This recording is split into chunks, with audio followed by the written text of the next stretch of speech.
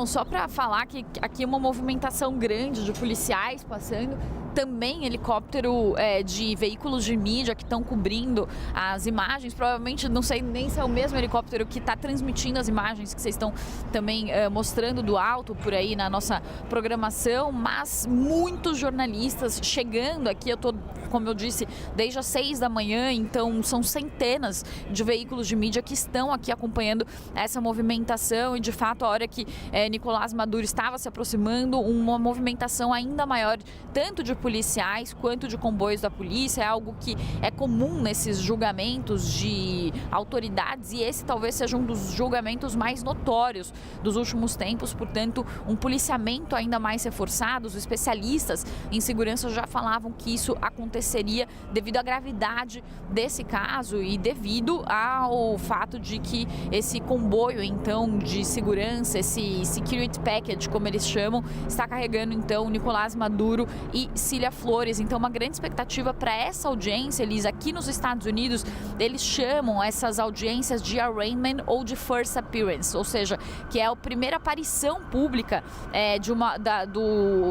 dos réus, então perante o juiz. No caso do Brasil, a gente poderia comparar talvez a uma audiência de custódia, então são apresentados os processos iniciais desse julgamento, que é um julgamento que deve se estender por pelo menos mais de um ano, essa é a expectativa. Também os promotores apresentam as suas acusações formais, apresentam os indícios de provas, documentos, gravações reunidas, e a gente está falando de uma acusação, Elisa, que remonta a um período de 25 anos, desde 1999. Então as acusações feitas pelo governo americano são de que Nicolás Maduro teria participado em atividades ilícitas e teria comandado, inclusive, uma rede de narcotráfico e feito atividades que remontam a 1999. Então, a grande expectativa é que haja muitas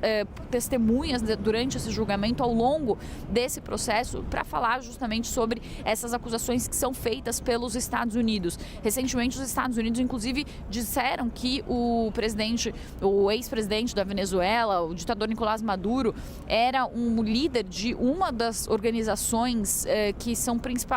uma das principais organizações responsáveis pelo narcotráfico na América Latina, que seria o Cartel de los Soles, algo que inclusive especialistas questionam, dizem que talvez o Cartel de los Soles não seja uma organização hierarquizada, mas os Estados Unidos acusam Nicolás Maduro de liderar essa organização, de liderar o Cartel de los Soles e de contribuir para atividades ilícitas, inclusive nas acusações que foram apresentadas no sábado, que são as novas acusações. Os promotores falam que Nicolás Maduro teria fornecido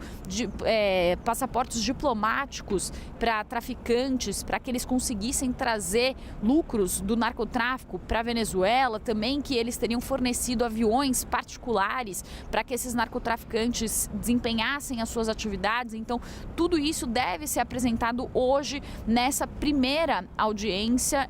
da primeira aparição também de Nicolás Maduro frente à justiça americana. A expectativa, Elisa, é que ele, depois desse julgamento, se ele for condenado, ele tenha que cumprir uma prisão de no mínimo 30 anos até a prisão perpétua. E há uma grande expectativa também sobre quem vai fazer a defesa de Nicolás Maduro. Então, já há definição, claro, do juiz que está conduzindo esse julgamento, Alvin Hellerstein, que é um juiz de 92 anos, considerado muito experiente, muito renomado. Também a acusação vai ser conduzida pela Promotoria Federal do Distrito Sul de Nova York, chefiada por Jay Clayton. E como o Diego disse, essas acusações são resultado de uma longa investigação extensa da Agência Antidrogas dos Estados Unidos, a DEA,